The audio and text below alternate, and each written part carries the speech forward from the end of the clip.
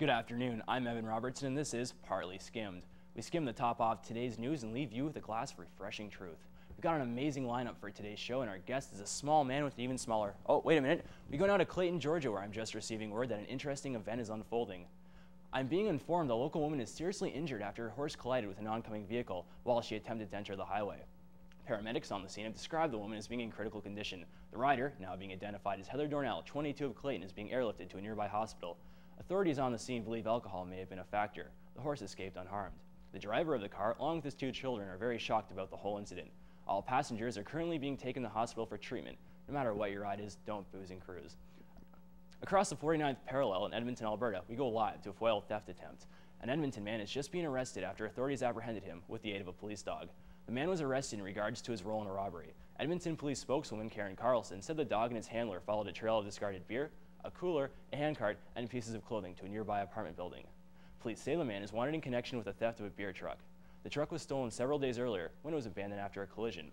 Police say the man is being charged without incident and will be charged with theft and hit and run. Roaring across theaters this week is the next installment of the Land Before Time saga. The superfluous movie brings Petrie and the gang together for their toughest challenge yet, a tour of duty in Afghanistan. Let's have a look.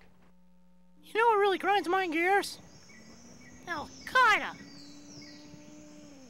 Well, what are we waiting for? I've been practicing my war march. You should see. It scares even me. Oh, watch it. 1, 2, 3, 4, 1, 2, 3, 4, 1, 2, 3, 4, 1, 2, 3, 4. Oh, just kidding, psycho. Don't be such a Nancy boy. To the foothills of Afghanistan. Send the word out. We're on the move. We're all gonna die. Tell Missy Petey I love her. Well, wasn't that something? I believe that was the 21st installment of the saga. Let's have a look at what they have for us next.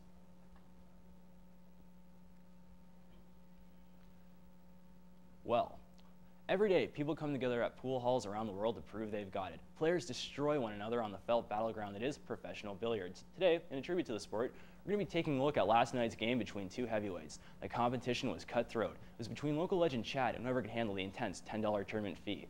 Let's go now to the footage of last night's bout. Once again, the Sanctuary. Hi, I'm Douche Baggins. Let's take a look at last night's billiards game between Chad Leach and Arthur Lee. That's a solid break. Oh, he gets a ball. He gets a solid. He's lining up his next shot. He's going to take his time on this one. I know Chad Leach. He's a very meticulous billiards player, getting all the angles. Oh, he's even just tested wind speed. Very good, Chad. There can be a draft in those rooms. Oh, and he just sunk the wrong ball. Arthur will be thankful for that one. Here's Arthur setting up his shot. Oh, he doesn't do it. And there's Arthur taunting Chad. That's not very sportsmanlike. Chad didn't seem too happy with that one. Oh, and there's Chad retaliating. Very good, Chad. Anything can happen in pool, folks. It's one of the most extreme sports in the world. Oh, and Chad has just sewered the 8-ball. That was a terrible game, folks. Well, I know I'm on the edge of my seat. Now it's time for a blast from the past. It's time for... This day in history. Several well-known historical characters are busy today. Abraham Lincoln was re-elected today in 1864. Lincoln's finer moments include freeing the slaves and his taste in headwear. Finally, in an attempt to push enemy forces out of the Mediterranean region, British and American forces invade North Africa today in 1942. Well, that makes this day in history, history. Now it's time for something words can't describe.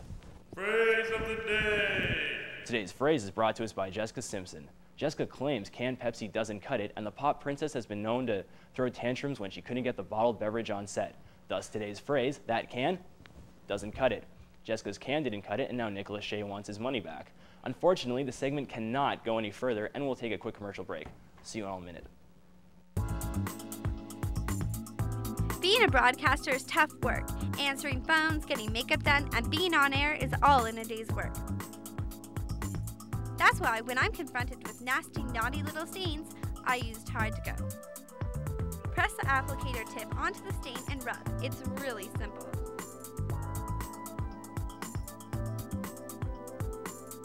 So when you're on the go like me, use Tide to Go. Sewer Hop Mixes presents Men in Songs Now. This compilation features songs like Life in the Ziploc, What does that spell? Jerk chicken! Nachos and Cheese, Every day, it's a favorite meal for me. Know what I mean? and T-Bizzle. Men in Songs Now is available at all major home hardware, Canadian Tire, Business Depot, and Shoppers Drug Mart for only $19.99.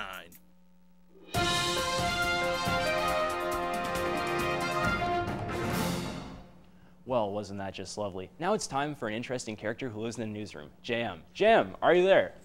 Hi, thanks Evan. And do I have some hot topics straight off the press today? Here we go. Police knew this bill wasn't authentic. An American man had been arrested for trying to use a $100 bill with the name of former President Bill Clinton on it. The man, who has not been identified, was arrested Friday after trying to use the bill to buy gas and cigarettes at a Kitchener gas station. The bill was unmistakably fake due to the fact that the ink was running on the bill. The president's face was missing, and the president's name had been replaced with the name Clinton. The OPP office expects to file counterfeiting charges against the suspect. In response to Americans who put the former President Bill Clinton on their money, here's my perfectly authentic Canadian version. Right here. This is what I get in my change. This is what we have in Canada. And that's all from the newsroom. I'm Jam Chatillon. Back to you, Evan. JM always bringing us interesting little tidbits. Now we bring you live via satellite phone a man as interesting as the country he rules. We have for you here, only on Partly Skimmed, an exclusive interview with Kim Jong-il himself. Hello, Mr. Jong, are you there, sir? Yes, hello. Yes, How are you doing? I'm quite good, thank you. How are you, sir? I'm very good. I'm so pleased to meet you. Very pleased to meet you too, sir. Now, Kim Jong, let's just cut to the hot topic issues right now. We've been through the formalities, and the viewers know, and I know, what the hot topics are. Let's cut to the chase, Evan. Come on. We should cut to the chase. The nuclear test last month. Please tell us what was going through your mind at the time. Everybody keeps talking about a nuclear test, but I tell them when they come and see, it was just for a around. We get a rid of Iran right here in North Korea, so we say, hey, let's pull a joke on everyone. Everybody come, we throw a party. Good idea? I don't think that's a good idea because global stability and security is no joke, sir. Next hot topic issue, poverty, the widespread poverty and the humanitarian crisis in your country. How do you justify that, sir? I don't think we've got a problem. That's what everybody says, but everybody in North Korea is happy. I'm happy. If they weren't happy, I wouldn't be happy. So you're telling me you can confidently say that there is no humanitarian crisis in your country when the primary cash crop is mud. Your people are harvesting mud. They also live in huts of mud. It is cash crop. We've got so much of it. We'd be stupid not to sell it.